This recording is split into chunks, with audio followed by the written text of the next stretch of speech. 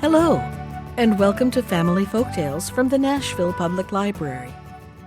I'm Susan Poulter, a librarian at the main library.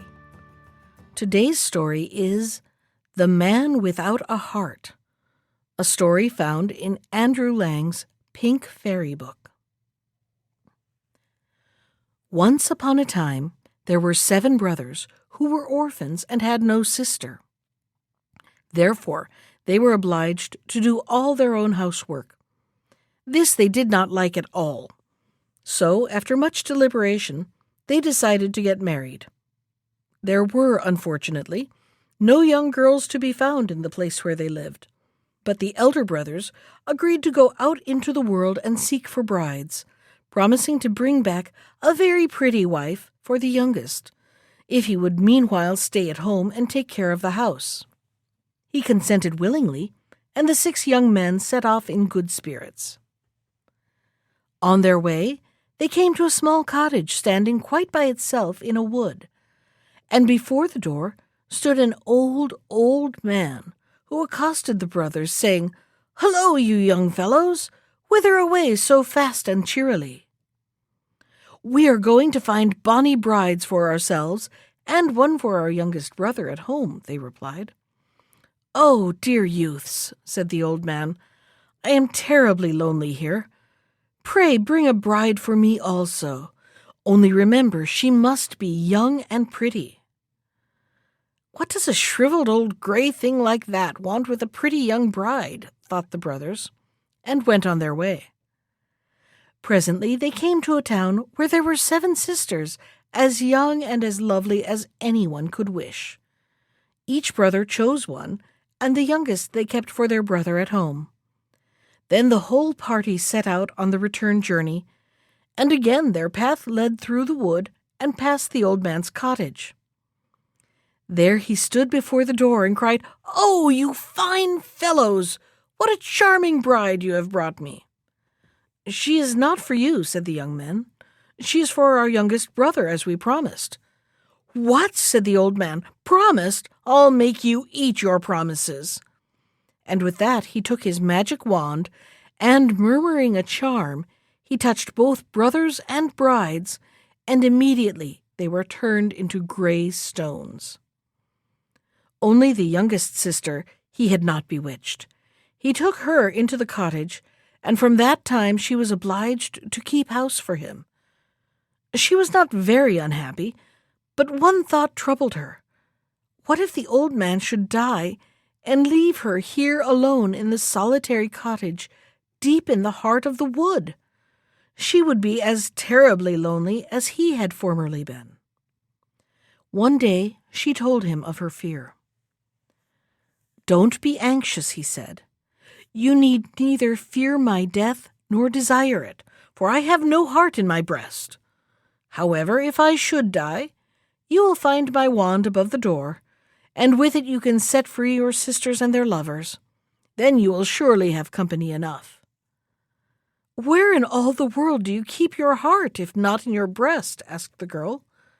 "Do you want to know everything?" her husband said. "Well, if you must know, my heart is in the bed cover." When the old man had gone about his business, his bride passed her time in embroidering beautiful flowers on the bed quilt to make his heart happy. The old man was much amused. He laughed and said to her, "You are a good child, but I was only joking. My heart is really in... Now where is it, dear husband?" "It is in the doorway," he replied. Next day, while he was out, the girl decorated the door with gay feathers and fresh flowers, and hung garlands upon it. And on his return, the old fellow asked what it all meant. "I did it to show my love for your heart," said the girl.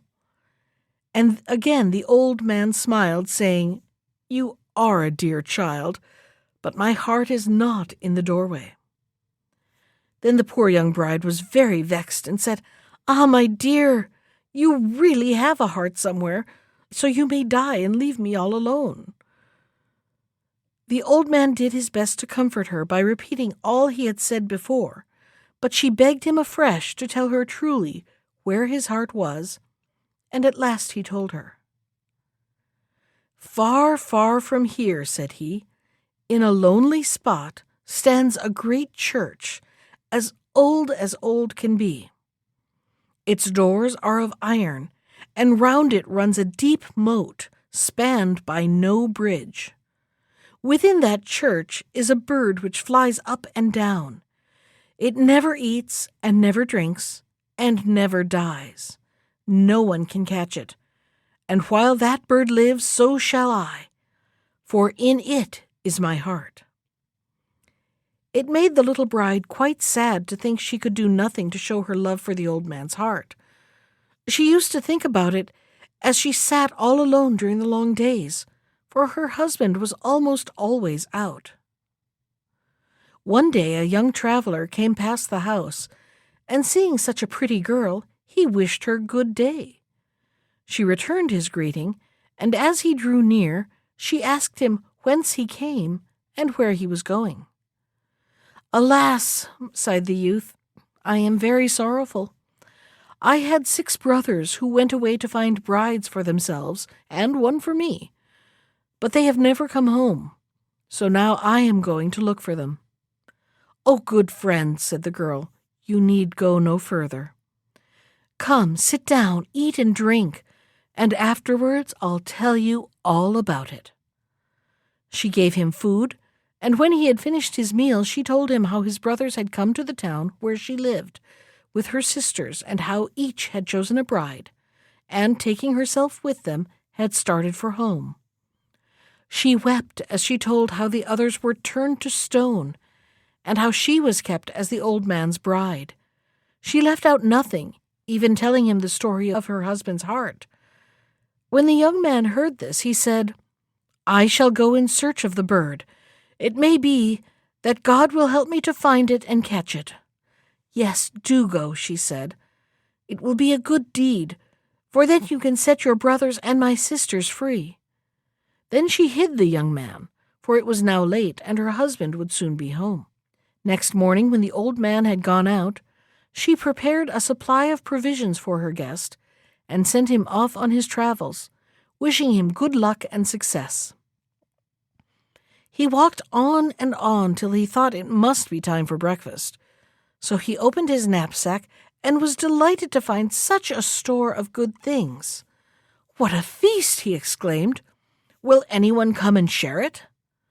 "Moo!" sounded close behind him, and looking round he saw a great red ox, which said, "I have much pleasure in accepting your kind invitation." "I'm delighted to see you. Pray help yourself.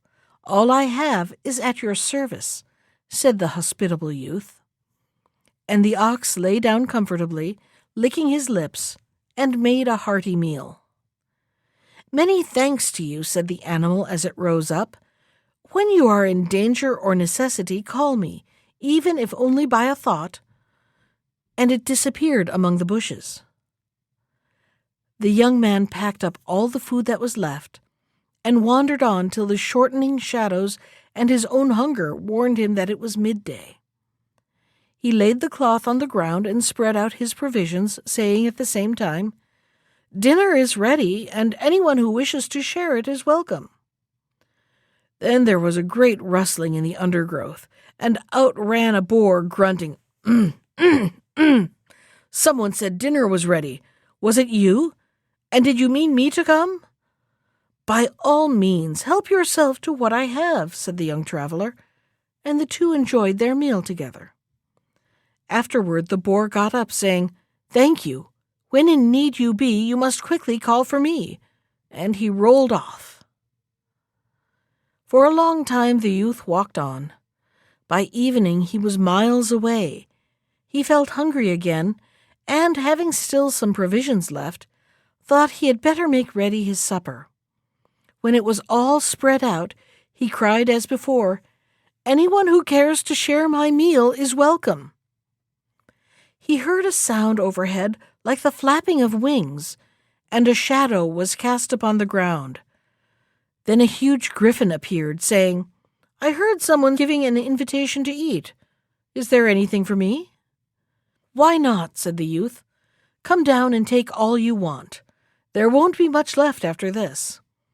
So the griffin alighted and ate his fill, saying, as he flew away, "Call me if you need me." What a hurry he was in, the youth said to himself. He might have been able to direct me to the church, for I shall never find it alone. He gathered up his things and started to walk a little farther before resting. He had not gone far when all of a sudden he saw the church. He soon came to it, or rather to the wide and deep moat which surrounded it without a single bridge by which to cross. It was too late to attempt anything now, and besides, the poor youth was very tired, so he lay down on the ground and fell fast asleep. Next morning, when he awoke, he began to wish himself over the moat, and the thought occurred to him that if only the red ox were there and thirsty enough to drink up all the water in the moat, he might walk across it dry-shod. Scarcely had the thought crossed his brain before the ox appeared and began to drink up the water. The grateful youth hastened across as soon as the moat was dry, but found it impossible to penetrate the thick walls and strong iron doors of the church. "I believe that big boar would be of more use to me here than I am," he thought, and lo, at the wish, the wild boar came and began to push hard against the wall. He managed to loosen one stone with his tusks, and, having made quite a beginning, stone after stone was poked out till he had made quite a large hole, big enough to let a man go through. The young man quickly entered the church and saw a bird flying about, but he could not catch it. "Oh," he exclaimed, "if only the griffin were here, he would soon catch it." At these words the griffin appeared, and seizing the bird gave it to the youth, who carried it off carefully, while the griffin flew away. The young man hurried home as fast as possible, and reached the cottage before evening. He told his story to the little bride, who, after giving him some food and drink, hid him with his bird beneath the bed. Presently the old man came home and complained of feeling ill. Nothing, he said, would go well with him any more. His heart-bird was caught. The youth under the bed heard this and thought, "This old fellow has done me no particular harm, but then he has bewitched my brothers and their brides, and has kept my bride for himself, and that is certainly bad enough." So he pinched the bird, and the old man cried, "Ah! I feel death gripping me. Child, I am dying." With these words he fell fainting from his chair, and as the youth, before he knew what he was doing, had squeezed the bird to death, the old man died also. Out crept the young man from under the bed, and the girl took the magic wand which she had found where the old man had told her, and, touching the 12 gray stones, transformed them at once into the 6 brothers and their brides. Then there was great joy and kissing and embracing, and there lay the old man, quite dead, and no magic wand could restore him to life, even had they wished it. After that, they all went away and were married, and lived many happy years together. That was The Man Without a Heart, from Andrew Lang's Pink Fairy Book. Special thanks to Ginger Sands for our theme music. You can find more of Ginger's music at iTunes or on her website at www.gingersands.com. And if you'd like to comment on today's story, send me an email. I can be reached at susan.poulter, that's Poulter, @nashville.gov. Thanks for listening.